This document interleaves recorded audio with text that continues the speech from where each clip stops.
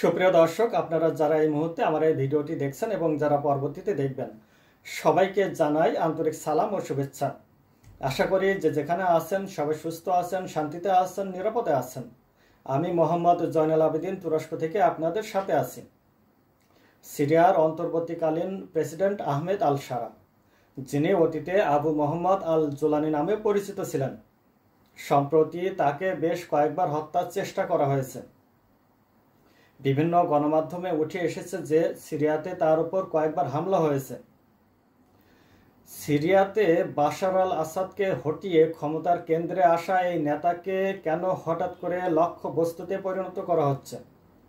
কেন তাকে হত্যার চেষ্টা করা হচ্ছে? এর পেছনে কারা জড়িত? তিনি এইসব হত্যা প্রচেষ্টা থেকে কিভাবে নিজেকে রক্ষা করছেন?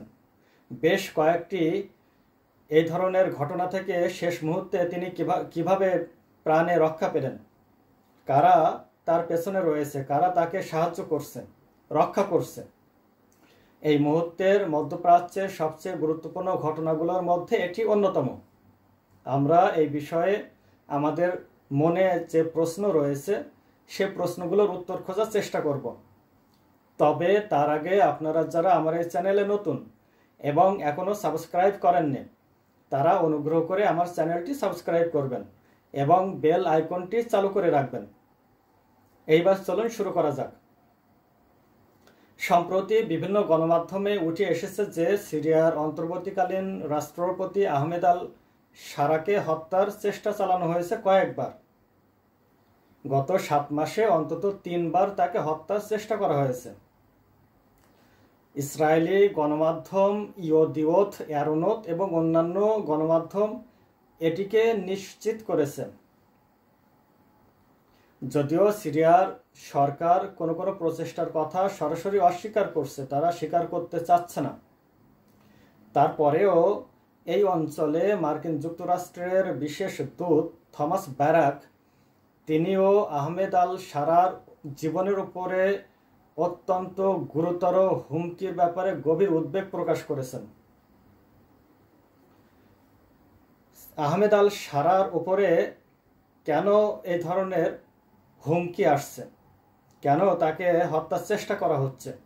কেন এবং কারা তাকে হত্যার চেষ্টা করছে? মূলত বেশ কয়েকটি গ্রুপ বা গোষ্ঠীর দিকে অঙ্গুলি নির্দেশ করা হচ্ছে, যারা এই সমস্ত হত্যা চেষ্টার পেছনে জড়িত থাকতে পারে। তার মধ্যে প্রথম গোষ্ঠীটি হচ্ছে আইসিস বা ISIL। এই আইসিসের একটি গোষ্ঠী বা আইসিসের সাথে সংশ্লিষ্ট একটি দল সম্প্রতি এক প্রতিবেদন অনুযায়ী আহমেদ আল শারাকে সিরিয়ার দক্ষিণাঞ্চলীয় দারা প্রদেশে হত্যার চেষ্টা করেছে, যদিও সেই চেষ্টায় তারা সফল হয়নি। তারা যে আহমেদ আল শারাকে হত্যার চেষ্টা করেছে সেক্ষেত্রে তারা দাবি করেছে যে আহমেদ আল শারা জিহাদ থেকে মুখ ফিরিয়ে নিয়েছেন। আপনারা হয়তো জানেন যে আহমেদ আল শারা এক সময়ে আল কায়দার সাথে জড়িত ছিলেন ইরাকে, এবং তিনি মার্কিন যুক্তরাষ্ট্রের সৈন্যদের কাছে বন্দী হয়ে কারাগারেও ছিলেন। পরে মুক্তি পেয়ে তিনি আল কায়দা থেকে সম্পর্ক ছিন্ন করে হায়াত তাহরির আল শাম গঠন করেন, এবং এই ধরনের সশস্ত্র বিভিন্ন গোষ্ঠীর সাথে তার সম্পর্ক তৈরি হয় এবং সবাই ঐক্যবদ্ধভাবে বাশার আল আসাদের বিরুদ্ধে লড়াই করে। আইসিস দাবি করছে যে আহমেদ আল শারা যে লক্ষ্যে আমরা ঐক্যবদ্ধভাবে লড়াই করেছিলাম সেই লক্ষ্য থেকে বিচ্যুত হয়েছে, পথভ্রষ্ট হয়েছে, সেজন্য তাকে হত্যার চেষ্টা করছে। এবং আইসিস আরও চেষ্টা করছে যে হায়াত তাহরির আল শামের যে সদস্যরা আহমেদ আল শারার ব্যাপারে হতাশ, তাদেরকে দলে ভেড়ানোর চেষ্টা করছে। কারণ হায়াত তাহরির আল শাম এই গোষ্ঠীকেও একসময় পশ্চিমা বিশ্ব সন্ত্রাসী সংগঠন হিসেবে ঘোষণা দেয়, আখ্যায়িত করে, তালিকাভুক্ত করে। এর মধ্যে অনেকেই রয়েছেন যারা সিরিয়ার নাগরিক না, আরব না, বিশ্বের বিভিন্ন প্রান্ত থেকে সিরিয়াতে তারা জড়ো হয়েছেন। মধ্য এশিয়া থেকে, আফগানিস্তান থেকে, পাকিস্তান থেকে, মিশর থেকে, রাশিয়া থেকে, ইউরোপ থেকে, আমেরিকা থেকে। তারা মূলত সিরিয়াতে এসেছিলেন বাশার আল আসাদের বিরুদ্ধে লড়াই করার জন্য, কারো কারো মতে জিহাদ করার জন্য। তো হায়াত তাহরির আল শামের অনেক সদস্য এখন হতাশ আহমেদ আল সারাকে নিয়ে। আইসিস এই সমস্ত হতাশ সদস্যদের তাদের দলে ভেড়ানোর চেষ্টা করছে। অন্য যে গোষ্ঠীটি এই হত্যা চেষ্টার সাথে জড়িত থাকতে পারে তা হলো ইরান সংশ্লিষ্ট বিভিন্ন গ্রুপ। সিরিয়ার জনগণের একটি অংশ শিয়া এবং তারা সাবেক স্বৈরশাসক বাশার আল আসাদকে সমর্থন করত। আসাদের পতনের পরে তারা হতাশ। তারা মূলত ইরানের হয়ে হোক অথবা বাশার আল আসাদের হয়ে হোক আহমেদ আল সারার বিরুদ্ধে বিভিন্ন ধরনের কর্মকাণ্ডে জড়িত এবং ইরান তাদেরকে ইন্ধন দিচ্ছে বলে বিভিন্ন গণমাধ্যমে উঠে এসেছে, যদিও এই ব্যাপারে সুনির্দিষ্ট কোনো তথ্য কোনো গণমাধ্যম এখনো প্রকাশ করেনি। অন্য যে গ্রুপ আহমেদ আল সারাকে হত্যার চেষ্টা করে থাকতে পারে তারা হলো বাশার আল আসাদের অবশিষ্ট যে শক্তি। সিরিয়াতে বাশার আল আসাদের 7 থেকে 10% সমর্থন ছিল। তারা মূলত একটি আলাদা বিশ্বাসে বিশ্বাসী, তাদেরকে আলাউত বলা হয় এবং এদের বেশিরভাগের বসবাস হচ্ছে সিরিয়ার ভূমধ্যসাগরের তীরবর্তী যে শহরগুলো রয়েছে তার্তুস, লাতাকিয়া, এই অঞ্চলে এদের বসবাস। আসাদের পতনের পরে আসাদ সরকারের সেনাবাহিনীর গোয়েন্দা সংস্থা সবাই কিন্তু অস্ত্র সমর্পণ করেনি। কিছু অস্ত্র নিয়ে তারা এই অঞ্চলে আশ্রয় নিয়েছে এবং পাহাড়ে আশ্রয় নিয়েছে। প্রায়ই এদের সাথে আহমেদ আল সারার বাহিনীর সংঘাত হচ্ছে, সংঘর্ষ হচ্ছে। সুতরাং এই যে আসাদের যে সমর্থক যারা রয়ে গেছে এখানে, সশস্ত্র যে গোষ্ঠী এখানে রয়ে গেছে, তারা কিন্তু আহমেদ আল সারাকে হত্যার চেষ্টা করে থাকতে পারে। অন্য আরেকটি গোষ্ঠী আহমেদ আল সারাকে হত্যার চেষ্টা করতে পারে, সেটা হচ্ছে যে সিরিয়ার অভ্যন্তরে ক্ষমতার ভাগিদার যারা ক্ষমতার অংশীদার হতে চায়। বাশার আল আসাদের বিরুদ্ধে শুধুমাত্র হায়াত তাহরির আল শাম লড়াই করেনি। হায়াত তাহরির আল শামের সাথে অসংখ্য ছোট বড় গোষ্ঠী ছিল, সশস্ত্র গ্রুপ ছিল, তারা লড়াই করেছে। কিন্তু আসাদের পতনের পরে আহমেদ আল সারা তিনি রাষ্ট্রপতি হয়েছেন এবং হায়াত তাহরির আল শামের নামই বেশিরভাগ উচ্চারিত হচ্ছে। তারাই বেশিরভাগ গুরুত্বপূর্ণ পজিশনে তারা অধিষ্ঠিত হয়েছেন। অন্য যে গোষ্ঠী যে গ্রুপগুলো রয়েছে তারা কিন্তু মনক্ষুণ্ণ, তারা ক্ষুব্ধ, তারাও হয়তোবা আহমেদ আল সারাকে হত্যার চেষ্টা করে থাকতে পারে। এখন এই যে বিভিন্ন গোষ্ঠী আহমেদ আল সারাকে যে হত্যার চেষ্টা করছে, এর পেছনে কয়েকটি কারণের কথা বলেছি, যে জিহাদ থেকে মুখ ফিরিয়ে নিয়েছেন তাদের অভিযোগ। আরও কিছু কারণ থাকতে পারে এর মধ্যে, যেমন ক্ষমতা গ্রহণের পরপরই আহমেদ আল সারা কিন্তু তিনি তার নীতিতে পরিবর্তন এনেছেন।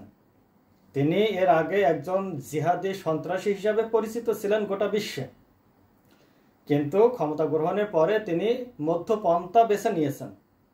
তিনি আগের যে মত, যে পথ, যে বিশ্বাস তার ছিল, আপাতত তিনি কৌশল পরিবর্তন করে মধ্যপন্থাকে বেছে নিয়েছেন, যে কারণে তার পুরাতন অনেক সঙ্গীরা ক্ষুব্ধ এবং এই পন্থার কারণে, মধ্যপন্থার কারণে এবং অন্যান্য বিভিন্ন কৌশলের কারণে তিনি এমন কিছু পদক্ষেপ নিয়েছেন যে কারণে তার বিরোধীরা কিংবা তার পুরাতন সঙ্গীরা ক্ষুব্ধ।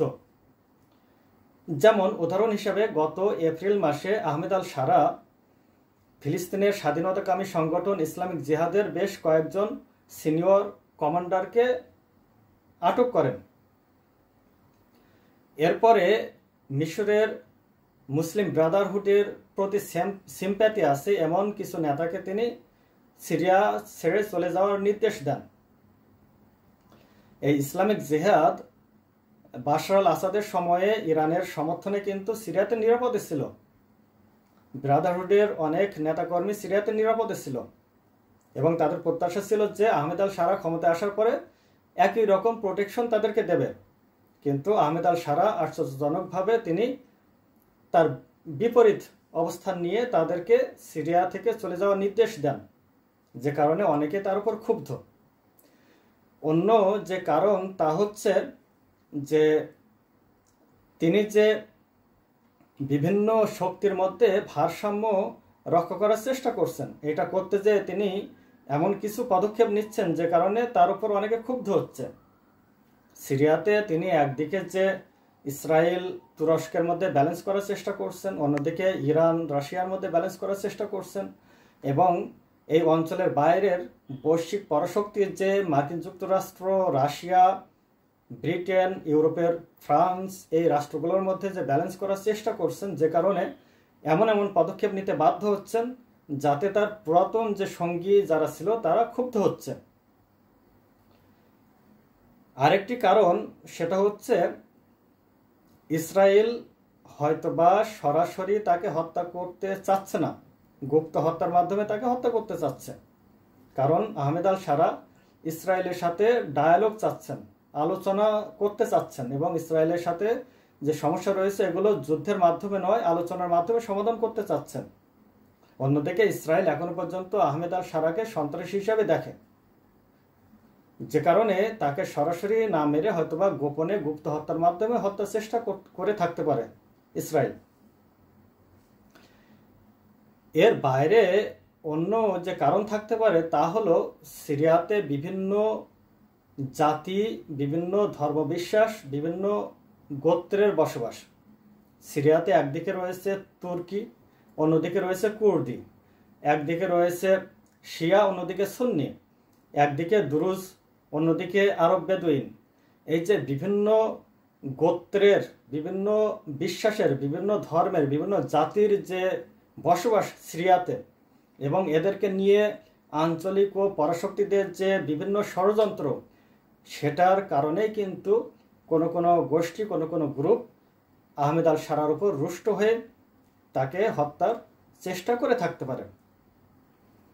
এখন এই আহমেদ আল সারা তার উপরে যে বিভিন্ন সময়ে যে হামলা হচ্ছে, তাকে হত্যার চেষ্টা করা হচ্ছে, এই হত্যা চেষ্টা থেকে তিনি কিভাবে রক্ষা পাচ্ছেন, কোন জাদুতে তিনি শেষ মুহূর্তে নিজেকে রক্ষা করছেন?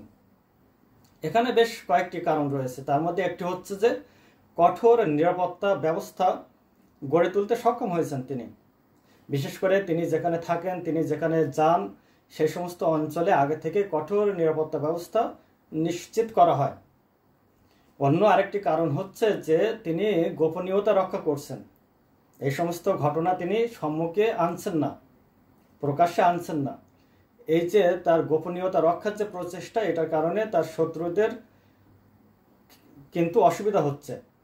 সর্বশেষ যে কারণ তা হচ্ছে তুরস্কের গোয়েন্দা সংস্থা প্রতিনিয়ত সিরিয়ার গোয়েন্দা সংস্থাকে এই ব্যাপারে সাহায্য করছে তথ্য দিয়ে। কারণ আহমেদ আল সারার ক্ষমতায় আসার পেছনে তুরস্কের হাত ছিল, অন্যান্য রাষ্ট্রেরও ছিল, কিন্তু তুরস্কেরও ছিল। এবং তুরস্কের যে গোয়েন্দা সংস্থা মিট, এই মিটের সাথেও কিন্তু আহমেদ আল সারার দীর্ঘদিনের সম্পর্ক, যে কারণে তুরস্ক যে কোনো উপায়ে আহমেদ আল সারাকে রক্ষা করতে চাচ্ছে এবং তারা বিভিন্নভাবে তাকে প্রোটেকশন দিয়ে রেখেছে। প্রিয় দর্শক, আহমেদ আল সারাকে যে হত্যার চেষ্টা করা হচ্ছে, সম্প্রতি কয়েকবার করা হয়েছে, আপনারা কি মনে করেন যে তাকে আবারও হত্যার চেষ্টা করা হবে? এবং যদি হয়ে থাকে তাহলে কারা এর পেছনে জড়িত থাকতে পারে? এবং তিনি কি নিজেকে রক্ষা করতে পারবেন? ক্ষমতার যে ভারসাম্য তিনি রক্ষা করার চেষ্টা করছেন, এটাকে কি তিনি রক্ষা করতে পারবেন?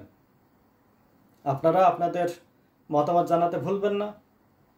আমার ভিডিওটি ভালো লাগলে আপনারা লাইক করবেন, শেয়ার করে অন্যদের জানার সুযোগ করে দেবেন। আবারও দেখা হবে অন্য কোনো ইস্যু নিয়ে, অন্য কোনো সময়ে। সে পর্যন্ত সবাই ভালো থাকুন, সুস্থ থাকুন। আল্লাহ হাফেজ।